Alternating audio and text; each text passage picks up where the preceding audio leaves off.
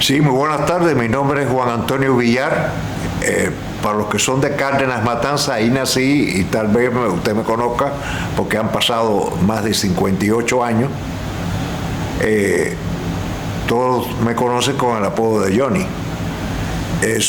Soy de los que fueron en el segundo grupo de la JUMAP.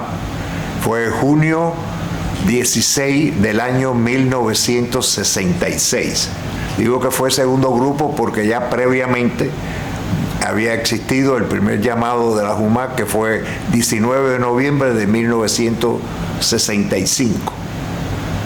Cuando nosotros nos llevaron a Camagüey, a los 2 o 3 días llegó el grupo con su primer pase que le habían dado ellos, que era del primer llamado.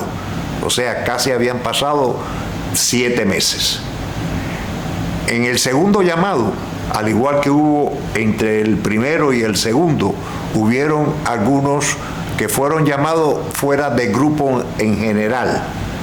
De eso, los de Cárdenas podemos contar que el que era vicario en la iglesia La Purísima Concepción, la iglesia católica en Cárdenas, fue el sacerdote Jaime Ortega Lomino, que con los años después llegaría a ser obispo de la provincia de Pinar del Río y más tarde arzobispo de La Habana y cardenal, ya fallecido.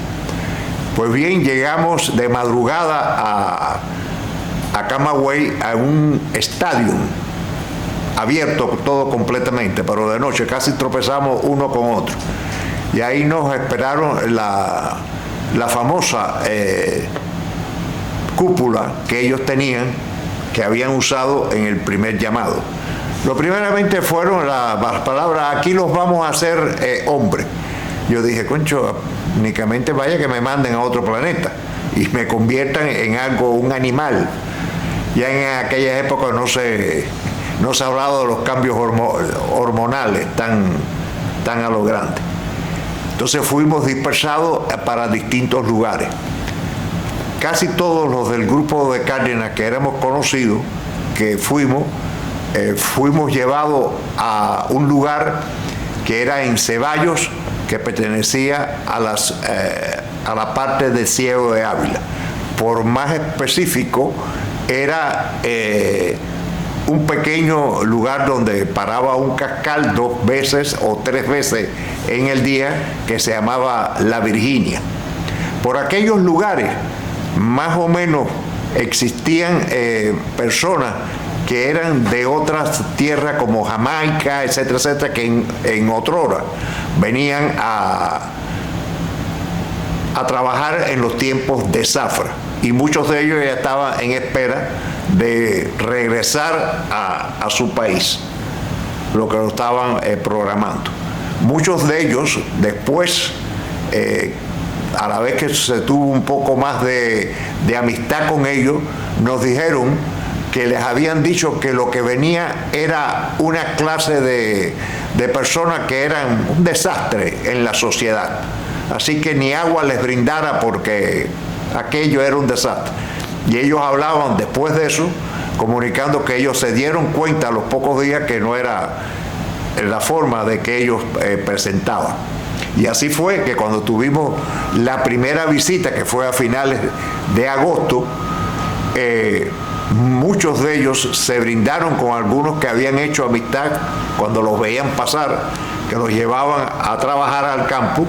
Les habían dicho, si su familia quiere llegan muy temprano a la visita, pueden parar en nuestras casas hasta que le abran el campamento a ustedes y los visiten. Ahí tuvimos visita, fue la primera, casi fue ya cogiendo los 3 meses. Después se vino un primer pase que fue en el mes de octubre. Y más adelante, en ese mismo año 66, hubieron 2. Uno es a mediados de diciembre y otro para finales de diciembre. En ese interín de tiempo, a mí me mandaron a la oficina del BON que estaba en Ceballos para que ayudara en unas listas que estaban preparando. Las famosas listas eran dividiendo el personal por provincia. Estos ustedes son de Pinar del Río, estos son de La Habana, las 6 provincias exactamente. Ya yo empecé a darme cuenta que ya estaban preparando en avances de mucho. Por la familia, en las visitas y cosas que nos decían, y allí mismo en el BON con muchos muchachos que eran de servicio militar obligatorio. Tengo que decir que en estos lugares se encontraba mucho personal del servicio militar obligatorio que él había empezado a organizar en el año 74. O sea, eran muchachos que no eran dialécticamente, formaban parte del proceso. Y ese era el castigo que los mandaban a provincias lejanas, de donde ellos eran, cuando los llamaron para el servicio. Y ya nos decían, aquí hay movimientos que esto o lo van a desaparecer o van a sacar algunos para el servicio, etcétera, etcétera. Como fue así. Con los años nos enteramos que, por la voz de las Américas, que John Paul Sartre, cuando fue a La Habana, ya venía con todo para conversar, que en Europa existía mucha mala información sobre la JUMAP, a la cual el señor Castro en todo momento denegó, sino que decía que eran lugares donde estaban rehaciendo a nuevos hombres para la nueva sociedad que él estaba organizando. Así fue en los primeros meses del año 67, ellos volvieron a saber que los que tuvieran ya 27 años y tuvieran familia o recibieran visado o por México o por España con el exacto pasaje, se les daba la salida y podían esperar la salida del país y enviarlos a los países que les habían dotado de la visa. Ahí fue cuando muchos sacerdotes, ministros evangélicos, etcétera, pudieron salir de la JUMAP porque les presentaron el clásico pasaje ya pagado y las visas de esos países. Porque fue lógico que ellos, para eso sí llamaban los de 27 años. Cuando habían algunos hombres que estaban allí, que eran hombres que ya tenían fundado hogares, y algunos ya tenían los 40 años de edad. Les digo esto porque hay veces que, que piensan que fueron desboronándolo por gusto, todo lo que fue el UMAS, sino ellos hicieron la cosa paulatinamente. Y hace poco, ya ustedes saben que alguien directo del gobierno de Castro dijo que aquello era, la JUMAS era como ir la escuela al campo, cosa más penosa que se llevó en aquellos lares. Los castigos allí fueron múltiples. Nosotros en el lugar que estuvimos exactamente 1 año y yo creo que 2 meses, fijo, que fue la Virginia, cerca de Ceballos, mandaron a un muchacho que aquello se caía, porque no tenía nada, era la delgadez extrema y se veía enfermizo. Sin embargo, un sargento le decía que, que él estaba haciendo mofa, que él se quería irse de descarado para un hospital. Así todo lo llevaban al campo como aguatero, el hombre que repartía agua entre los que trabajaban. Y una de las veces, ya no pudo ni regresar caminando al campamento. Entonces lo regresaron al hospital, donde debió haber estado desde el primer día que lo llevaron. Con los días nosotros nos enteramos que no regresaba, ¿cómo estará? Él era natal de la ciudad de Matanzas. Y nos enteramos de que había fallecido porque lo que él tenía era una leucemia. Y fue una leucemia galopante. Digo que fue galopante porque era un muchacho más bien joven, entre los 19 o los 20 años.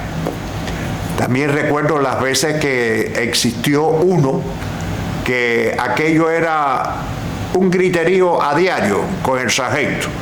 Entonces tú oías de la barraca que el sargento decía, cuádrese ahí, póngase aquí, y él contestándole. Un buen día, amanecimos por la mañana cuando nos daban el de pie, que siempre eran las 5 de la mañana, y nos dijeron, fulano se escapó. Y todos pensamos, pues que le vaya bien, ¿sabes? Porque si no tenía un barco, le resulta bastante difícil que no sea encontrado. Como al cabo de los...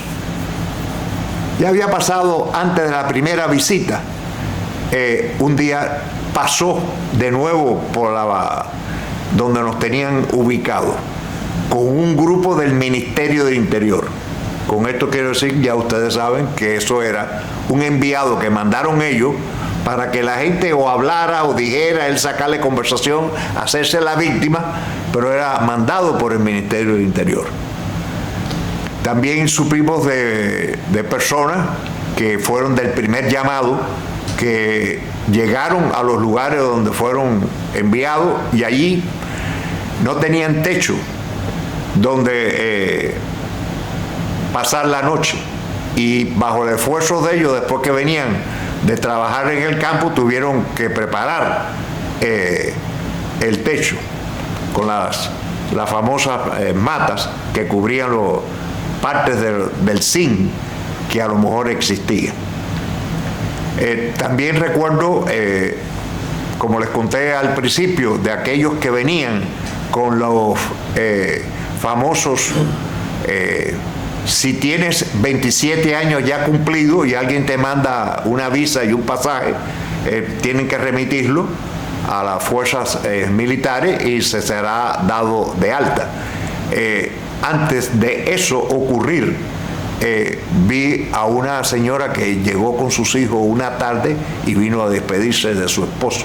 El esposo ya era un hombre ya de unos 30 y tantos años, porque le había llegado a la salida del país. A él le pertenecía salida del país porque él tenía más de 27, pero como todavía no estaba sufragado por ello la famosa ley de los que tuvieran dinero para irse, la esposa se tuvo que despedirse e irse solo con sus hijos. Espero yo que con los años todo haya sufragado y ese buen señor haya firmado. Muchos de los que ustedes verán aquí con los entrevistados, habrán otros que nunca podrán ser entrevistados porque ya con los años ha fallecido. Han pasado exactamente desde el segundo llamado, han pasado ya 58 años. El 24 de octubre del año 1962, yo tenía vuelo para salir de Cuba en el segundo vuelo, pero el 22 de octubre fue la famosa, lo que llamaron el problema de los misiles en Cuba, el cual el presidente en aquella época de los Estados Unidos, John Fitzgerald Kennedy, dijo a la televisión que se hacía un bloqueo a Cuba porque había armas nucleares en distintas partes. A los 6 meses que ya había pasado lo de la crisis de los misiles, volví a presentar, pero lo presenté por España. Pero ellos ponían ya, como era tan grande, ya con lo que había sucedido, primeramente con lo de Playa Girón y después con la crisis de octubre, que la gente había optado, dice, no queda más remedio que irse. Entonces le daban prioridad a todas aquellas personas que dejaran casa. En ese tiempo de esperar en lista, cuando me tocara, vino la famosa ley del servicio militar obligatorio. Además de eso, era un miembro destacado, más o menos, en la comunidad de la Iglesia Católica en Cárdenas. Aunque no podían decirme ni atacharme a mí de un un tipo que no trabajara ni nada por el estilo, porque trabajé desde el año 59 hasta el año 62, que para irme fuera de Cuba, tenía que renunciar a los trabajos. Eran tiempos difíciles, muy difíciles, aquellos de Cuba, porque el que presentara el país tenía que ausentarse de su trabajo. Vi a uno, como ya les dicté, que ese era ficticio, que se creía que le estaba contestando constantemente al sargento. Vi a otro que él pertenecía al evangélico, era de los sabáticos, y él decía que los sábados él no iba a cortar caña. Lo castigaron vehemente hasta que llegó una orden que si no quería ir el sábado, que lo mandaran el domingo, y así lo hacía. Temprano él se iba, y ya cuando él creía que había hecho su norma, la 120 arroba famosa, que si era una caña en débil y malamente ajustada, más nunca terminaba con la 120 arroba, regresaba a su trabajo. Existió también un castigo de suspender las visitas. Las visitas, ellos después de la primera pase que tuvimos en el mes de octubre, ya la hacían casi todos los meses, hasta muy entrado el año 67. En esas visitas, a veces le cortaban, que no podían recibir a familiares, porque según las opciones de ellos se habían portado mal, habían contestado mal, no habían cumplido las normas acaecidas, etcétera, etcétera. Hubieron unos carnavales en el mismo Ciego de Ávila. Los carnavales aquellos iban a traer a Pacho Alonso, y hubo un grupo que dijo, bueno, pues vamos a aprovechar la presentación de Pacho Alonso, y cuando apaguen todos los mecheros en la noche, recuérdense que el cascal pasa la última vez, que pasa a las 8 y tantas de la noche. Vamos a ir un rato para allá y después tendremos que venir en el primer cascal que venga en la mañana, que es el de las 5 de la mañana. Pero parece que a alguien se le ocurrió que hubiera tanto silencio en un lugar, y fue a chequear y dio el mensaje de que había muchas camas que estaban vacías. A esos los cogieron en pleno baile donde estaba Pacho Alonso y los trajeron a la compañía. Hicieron un juicio sumarísimo, que se habían escapado pero sin permiso, porque sabían lo que era el sentir de la música, toda aquella fatua palabrería que ellos se traían siempre.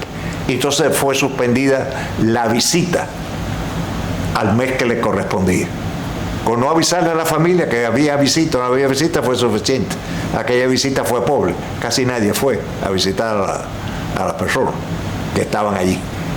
El romance que yo conocía era uno que era del servicio militar obligatorio, que lo tenían, como yo les dije al principio, castigado en la parte esta de Camagüey. Entonces él tenía una noviecita cerca, con que era hija de una familia campesina que vivía cerca del Batey La Virginia. Eso era muy normal. También conozco que en el mes de agosto, antes de la primera visita, antes de darnos el famoso despié que nos daban a las 5 de la mañana, empezaron a llamar algunos para que cubrieran afuera para llevarse. Ellos llamaron a todos los que ellos pensaran o habían visto sus expedientes, que habían sido acusados, llevados a los MAP por homosexuales, y los llevaron a una compañía que quedaba más adelante por otro central que no recuerdo ahora el nombre del central, que era la compañía 2, que era una compañía donde habían ubicado a todos los homosexuales. De ahí conocimos que a uno que era un pobre muchacho de Pedro Betancur, que era noble y su forma de ser no era más allá de comportarse como en sus conversaciones, nada, pero ellos pensaron que era homosexual y se lo llevaron. Y ese muchacho terminó mal. Se enfermó de los nervios, según yo supe, con los años. Por otras personas que estaban también, que eran de Pedro Betancur. Mientras tuvieron o fueron pocos los que estaban entre nosotros, no vi un enfrentamiento, pero sí supimos que en la compañía 2, donde tenían ubicado a todos, eran más de 120, había constantemente problemas internos y cambiaron muchas veces a los mismos militares que tenían puesto allí. Bien, yo tengo que dejar de hecho que entre los católicos evangélicos, algunos que conocimos allí que pertenecían a Testigos de Jehová, la convivencia de ellos todo fue muy unida, porque era un mismo Dios firmemente el que ellos tenían que venerar. Y las relaciones eran estrechas y nunca hubo ningún tipo de mala convivencia entre nosotros. Sí, el que contaba yo al principio, que el muchacho era sabático, y ese fue el que vimos no que así completamente no. Yeah. Bien, cuando mencionaba de eso, te mencioné a alguien de los que he llamado, que te van a llamar, que él era el sanitario de allá de nosotros, era de la provincia de Matanzas, Marrero. Marrero estaba estudiando medicina y lo sacaron de la plena universidad, entre los que ya iban limpiando en el 60, y lo mandaron para Lumap. Bien, él era el sanitario de la compañía de nosotros. Y una buena tarde, Marrero viene y me dice, Johnny, tú sabes que una de las muchachitas, no recuerdo el nombre, de las que estaban de una parroquia allá por Seo de Ávila, va a ser el cumpleaños y se lo van a celebrar como una fiesta sorpresa. Concho, si pudiéramos ir, y digo, sí, no, ve a la oficina y pide permiso, que vamos a ir un rato. Y dice, ¿qué pudiéramos hacer? Y yo le dije, mira, Marrero, vamos a hacer lo siguiente.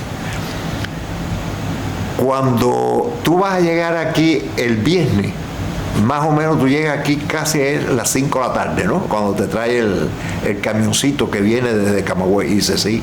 Digo, bueno, yo unas horas antes, yo voy a sentirme que tengo un dolor en el lado izquierdo y a mí me luce que se apendía. Entonces yo me retorcía como tuviera. Nada más que Marrero llegó, mandaron a Marrero. Y Marrero dijo, esto puede ser apendicitis, déjame llevármelo para Camagüey. Y nos fuimos en el mismo camión. En el camión me decía, actor de Hollywood completo eres tú. Cuando llegamos, no podíamos ir directamente a la iglesia. El del camión, como era alguien del ejército, nos llevó a un hospital para que me atendiera. Y él me dijo, no te preocupes, aquí salimos por la puerta del fondo, que yo me conozco esto de traer los enfermos, y así podemos ir para la parroquia a la celebración del cumpleaños. Pero en el hospital dijeron, puede ser apendicitis, puede ser no, pero me pusieron una inyección para que me mejorara el dolor tan grande que yo decía que tenía. Claro, me quedé. Cuando llegamos a la parroquia, lo que me quitaron la ropa y me metieron debajo de la ducha durante más de media hora para avivarme. Y así pudimos disfrutar. Cuando regresamos a la compañía al otro día, la gente decía, no hagan más de artistaje, que ya supimos cómo fue hecho por ustedes. Y hubo uno que era muy simpático, el pobre, él era un poco gago. Y me dijo, y el pedazo de cake de nosotros se lo comieron todo. Ojalá que te dolores de barriga. Bueno, que fuimos todo lo que estuvimos y fuimos hasta el final, fuimos un grupo muy unido. En los últimos 6 meses ya ellos apretaron más a los grupos, que había que cortar más de 120 arrobas diarias. Los que no llegáramos nos iban a mandar para una que fuera disciplinaria, como así fue. Casi todos nosotros, los que fuimos de Cárdenas, nos mandaron para una disciplinaria. Ahí estuvimos que nos llevaban casi, veíamos el sol salir a las 6 de la mañana y casi era de noche, o de noche completa cuando regresamos al campamento. Esa fue la despedida hasta junio 30 del 68, desde el mes de marzo. El campamento, a veces nos reíamos, porque decía, mientras estuvimos en otros campamentos, no había luz eléctrica, los lugares sanitarios casi era preferible ir al campo que ir donde estuviera en ese instante, porque ese era un campamento que lo usaban en tiempos de no zafra, cuando traían a grupos a formaciones políticas, o sea, gente que preparaban para el MININ o para la policía, el ejército, etcétera, etcétera. Pues ahí estuvimos casi desde el mes de marzo hasta el mes de junio, los 4 meses. Sí, como todos esos lugares, todos tenían cerca. El que más cerca a mí siempre fue de Choc, fue el primero que estuvimos, que fue el que estaba cerca de Batey, la Virginia, porque asimilaba a lo que nosotros habíamos visto, imitaba completamente los campos de concentración nazi. Le decía arriba encima las púas, los armantes de púas, en todo momento. Querían hacer de nosotros que reprocháramos y casi, como se dice en buen cubano, un pésame, la sandalia, para aceptar lo que ellos querían aceptar. Yo considero que el UMAF fue exactamente lo que ellos pensaron en un primer momento, de que podían cambiar a una parte grande de aquella nueva promoción que ellos no habían logrado obtener.